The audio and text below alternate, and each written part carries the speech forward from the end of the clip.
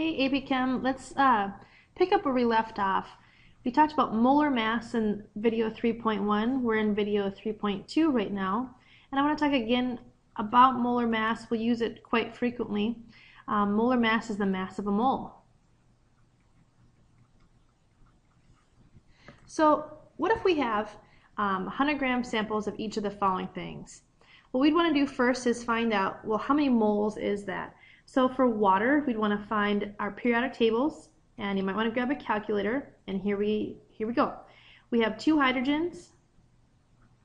They have a mass of 1 gram each, plus oxygen is 16 grams. So the mass of water is 18 grams per mole. N2O, we'll do this one right over here. We have 2 nitrogens, they have a mass of 14 grams each. We have 1 oxygen, which is 16 grams, and the mass of that one would be 28 plus 16, so that is 44 grams per mole. All right, this one over here, C3H6O2, we'll do this one right over here. We have 3 carbons. If you look in the periodic table, they're a mass of 12 each.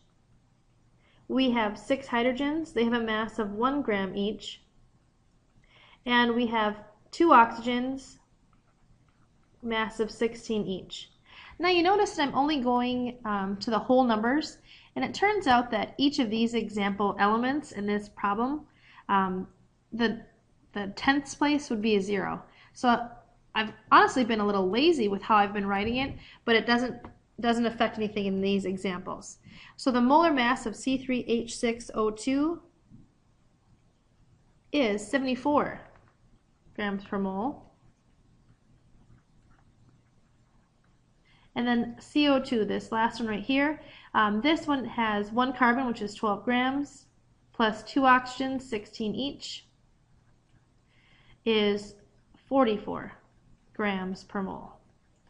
So we want to know how many grams per mole do we have of these items. Well, for water, it's 100 grams, and it's 18 grams in 1 mole. So how many moles is this? This is 5.56 moles. Okay, for our next substance, which is N2O. Again, we have 100 grams of this sample, and 1 mole is 44 grams. Now, why am I plugging them in this way with moles on the top and grams on the bottom? Notice that grams will cancel if you plug it in like this. So what is 100 divided by 44? Well, that's 2.27 moles. This is water. This is N2O. It's also the number of moles of CO2. If you notice here, they had, for CO2, 44 grams per mole. For N2O, it was 44 grams per mole, so it ends up being the same either way. For the last one, which is C3H6O2, this one right here, we'll convert 100 grams. 1 mole is 74 grams. And let's see, that would be 1.35 moles.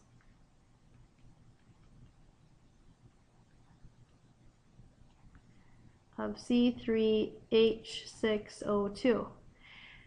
So what does this all mean? Okay, we have 1.56 moles, I'm sorry, 5.56 moles of this, 2.27 moles of each of these, 1.35 moles of this. Well, what's the question that we're being asked? It says, rank them from the most to the fewest number of oxygen atoms. All right, so keep in mind that we have 1 oxygen in water, so it's 5.56 moles of water molecules, and it is also 5.56 moles, 6 moles of oxygen, because there's just 1.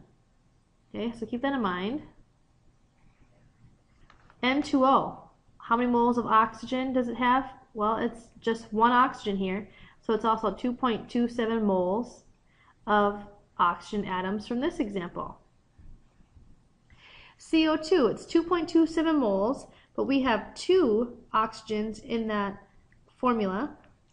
So 2.27, we're going to take this times 2, and that's going to give us 4.54 moles of oxygen atoms.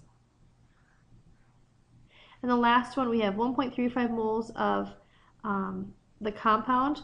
We're going to take this times 2, and it gives us 2.70 moles of oxygen. So which one has the most oxygen? Well, this one has the most. So water has the most. And then from there we have CO2. Then we have N2O.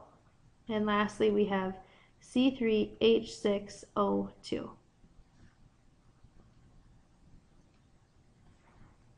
All right, transitioning to percent composition. It's the percentage by mass of each element in a compound.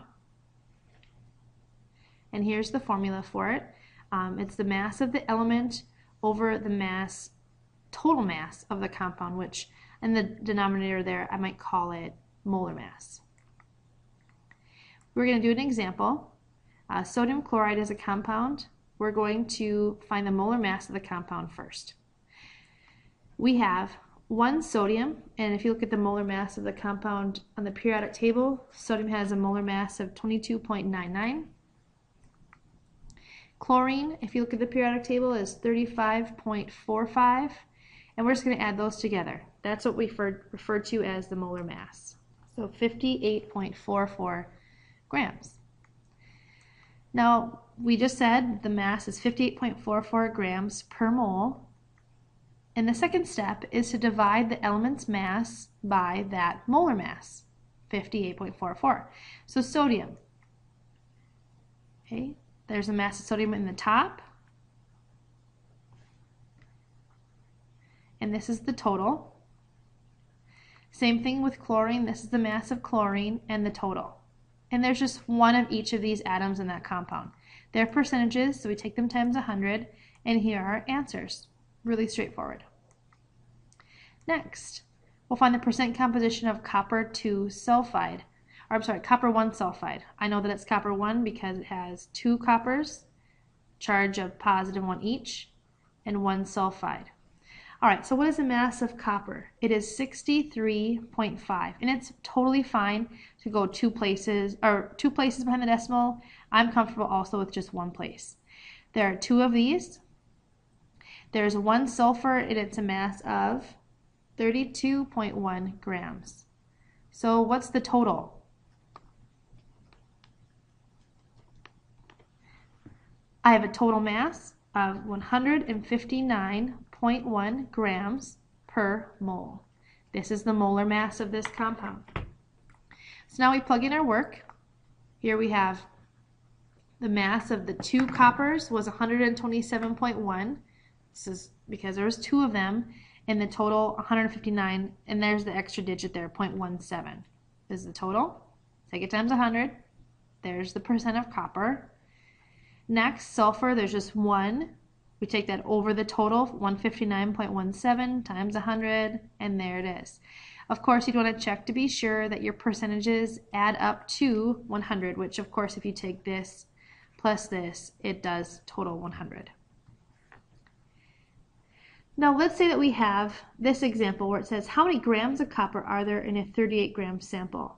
Well, we found in the last slide that it was 79% copper, and we would take that number, convert it to a decimal, times the mass of the sample. When you multiply that out, you get 30.3 grams is the mass of copper in that sample.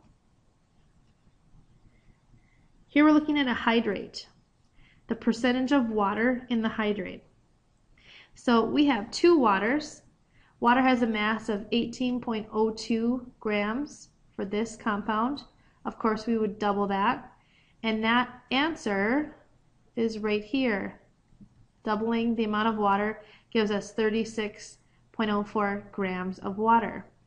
The total mass, 147.02, comes from adding together the amount of water up at the top. We have 1 calcium. Calcium is 40.1 grams each. Chlorine has a mass of 35.5 grams, and there are 2 of them, so I double that number. So the answer to this is this value right over here, 147.02. The final answer would be 24.5% water in that compound.